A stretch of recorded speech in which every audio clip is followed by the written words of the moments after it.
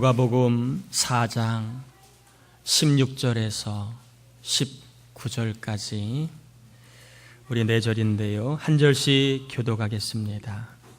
누가복음 4장 16절에서 19절까지 저 한 절, 여러분 한 절 교독합니다. 16절입니다. 예수께서 그 자라나신 곳 나사렛에 이르사 안식일에 늘 하시던 대로 회당에 들어가사 성경을 읽으려고 서심해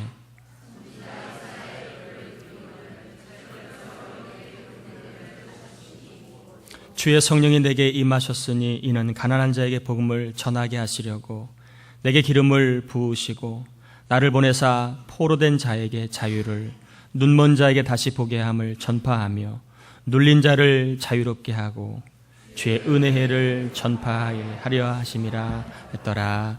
아멘. 우리 옆 사람하고 인사 한번 나눌까요? 잘 오셨습니다.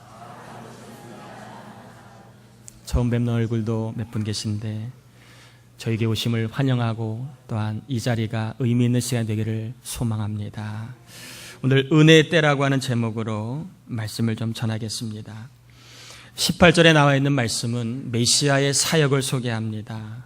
메시아가 이 땅에 오면 영적으로 가난한 자에게 복음을 전할 것이고 죄와 사망과 포로에 사로잡힌 자에게는 자유를 그리고 자연 질서를 초월한 이적을 베풀어서라도 택한 자녀를 영원히 보호하실 것에 대한 일을 할 것이다라고 메시아의 사역을 소개합니다. 그리고 19절에는 메시아가 옴으로 말미암아 우리에게는 은혜의 해라고 하는 그러한 복된 때가 있음을 말씀하고 있습니다. 그러므로 이 시간 저와 여러분이 예수님을 나의 구원자로 믿으심으로 말미암아 오늘을 하나님의 은혜 속에 살아가시고 그리고 내일이라고 하는 은혜의 때가 있는데 그 때를 경험할 수 있는 복 있는 사람들이 되시기를 주의 이름으로 축복합니다. 그러므로 오늘 저는 여러분에게 두 가지의 이야기를 좀 드리려고 합니다. 첫 번째, 예수 믿는 자에게는 따라해 볼까요? 오늘을 살 수 있게 하시는 그날의 은혜가 있다. 에덴 동산에서 아담과 하와가 범죄하였습니다. 그런데 그들이 죽어야 되는데 살아났습니다. 왜일까요? 하나님께서 그들에게 그날 살 수 있는 은혜를 주셨기 때문에 그렇습니다.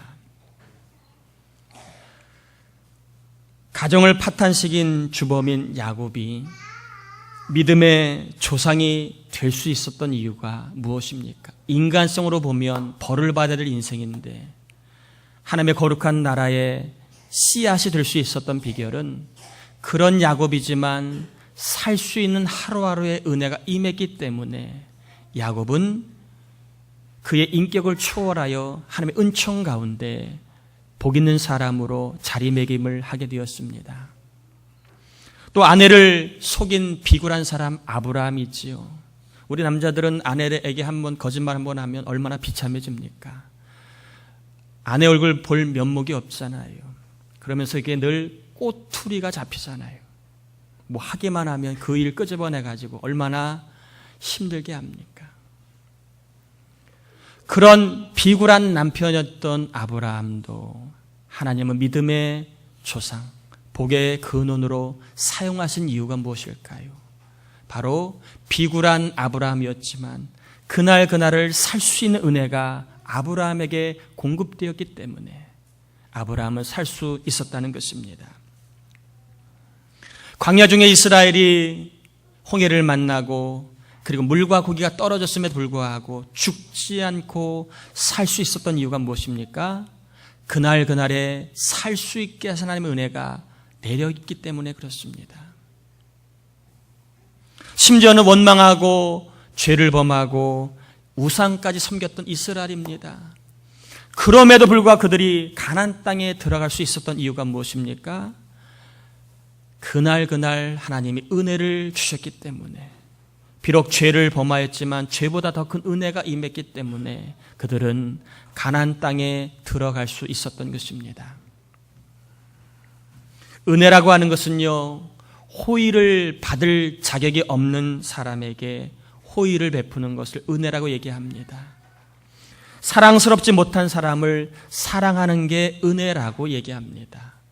자격으로 볼 때에, 조건으로 볼 때에는 호의를 받을 수 없습니다. 그러나 그냥 호의를 베푸는 게 은혜고, 사랑스럽지 않는 사람이지만 사랑해 주는 게 은혜라고 얘기합니다. 범죄한 아담과 하와 사랑스럽지 않지요. 그러나 하나님은 은혜를 그들에게 그날 부어주셨습니다. 요셉은 총리가 아니라 애굽의 종으로 살았습니다.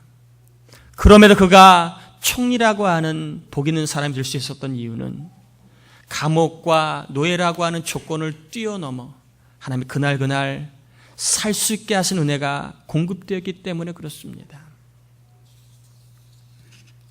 인간이 하나님께 죄를 지으면 공의 하나님 앞에 모든 인간은 다 소멸되어야 마땅합니다.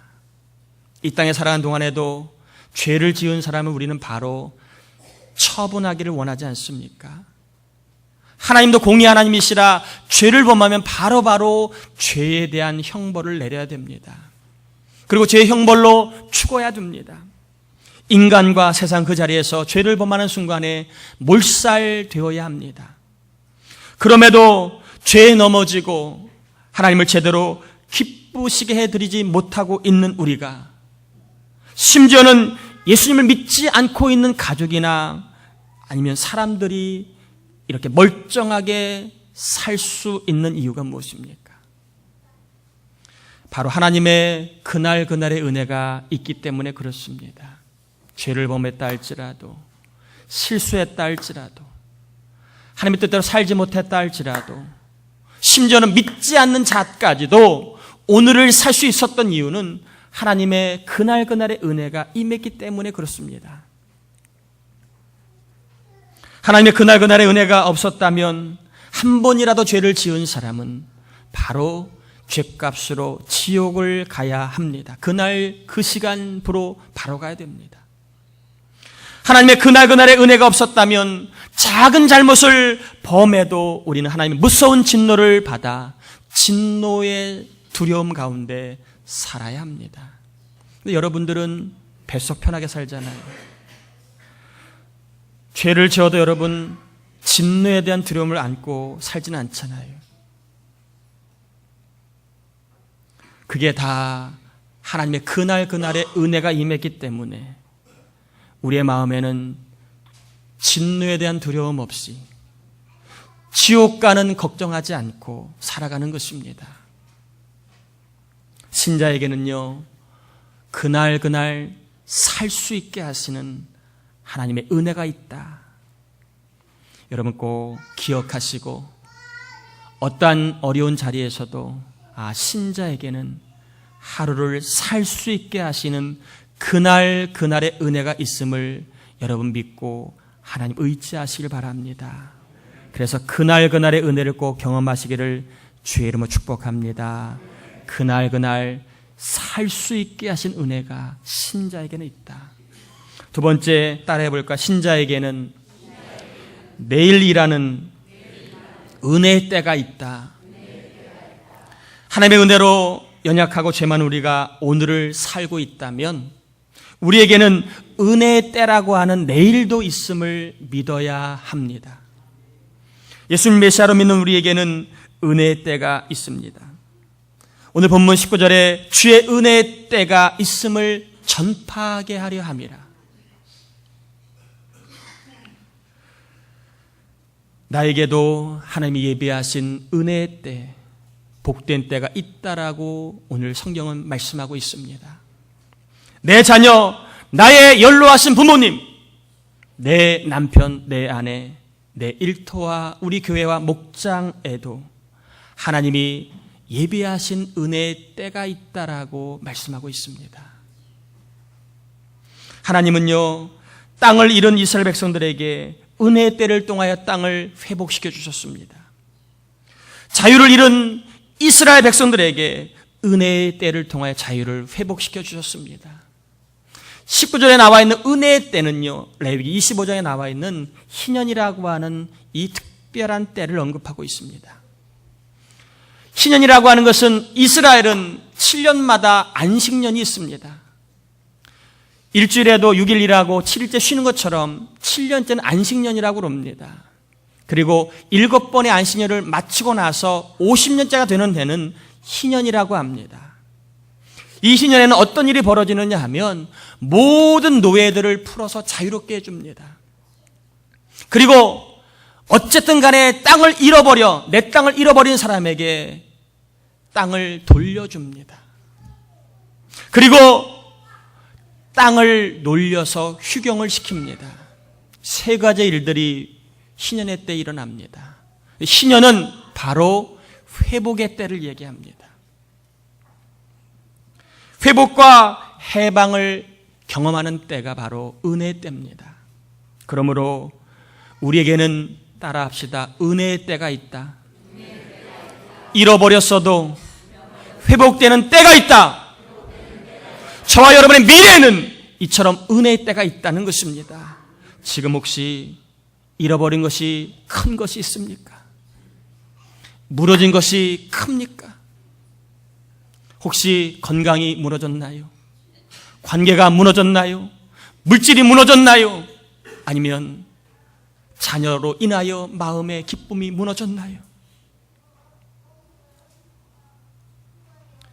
실수하거나 실패해서 무너졌나요? 이 시간 하나님 우리에게 말씀하십니다. 주의 은혜의 때가 있다. 예수 믿는 신자에게는 회복의 때가 있다라고 말씀하십니다. 내일이라고 하는 은혜의 때가 없다면 속 썩이는 남편, 속 끓이는 자식을 보면서 우리가 어떻게 제대로 살 수 있겠습니까? 내일이라고 하는 은혜의 때가 없다면 질병으로 괴로워하는 가족이 혹은 자신을 보면서 우리가 어떻게 살 수 있겠습니까? 내일이라고 하는 은혜의 때가 없다면 미숙한 사람을 바라보며 어떻게 우리가 제대로 살 수 있겠습니까? 내일이라고 하는 은혜의 때가 없다면 중요한 일에 실패와 실수를 경험한 우리가 어떻게 일어설 수 있겠습니까? 이 시간 성령님 우리에게 말씀하십니다. 은혜의 때가 있다. 내일이라고 하는 회복의 때가 있다 라고 말씀하십니다. 회복이 되기를 소망하는 은혜가 임하길 바랍니다. 회복시켜 주실 것에 대한 소망을 이 시간 우리에게 주시길 바랍니다. 예수 믿는 우리에게는 내일이라고 하는 은혜의 때가 있음을 믿으시고 오늘 말할 수 없이 힘들고 고달프고 괴롭고 아파도 여러분 끝이라 말하지 않으시길 바랍니다. 오늘이 끝인 것처럼 생각이 든다 할지라도 주님이 주시는 생각으로 그 생각을 이기시길 바랍니다. 무너진 것 같아도 다 끝난 것 같아도 거기에는 은혜의 때가 있다, 회복의 때가 있다라고 하는 주의 말씀을 여러분 붙잡고 일어서길 바랍니다. 저는 말씀을 정리하려고 합니다. 예수 믿는 저희에게는 그날의 은혜가 있습니다. 보이지 않는 곳에서, 뜻하지 않는 곳에서 우리를 살게 하시는 그날의 은혜가 있습니다. 여러분 구하시길 바랍니다. 살 수 있게 하시는 그날의 은혜가 우리의 가정과 일터와 자녀와 교회와 민족이 임할 수 있도록 구하시길 바랍니다.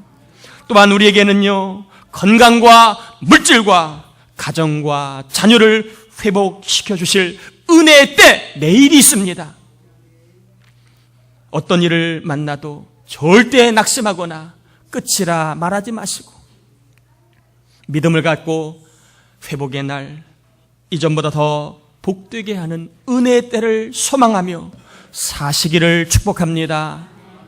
이 시간 성령께서 하나님의 그날 은혜에 대한 믿음과 함께 회복시켜 주실 것을 믿는 은혜에 대한 믿음을 주셔서 그 믿음으로 저와 여러분의 삶이 소망과 기쁨이 가득 차시고 하늘의 복과 땅의 복, 영과 육이 잘 되는 복을, 그리고 저와 여러분의 가정과 자녀가 잘 되는 복을 경험하시기를 예수님의 이름으로 축원합니다. 우리 옆 사람하고 인사 한번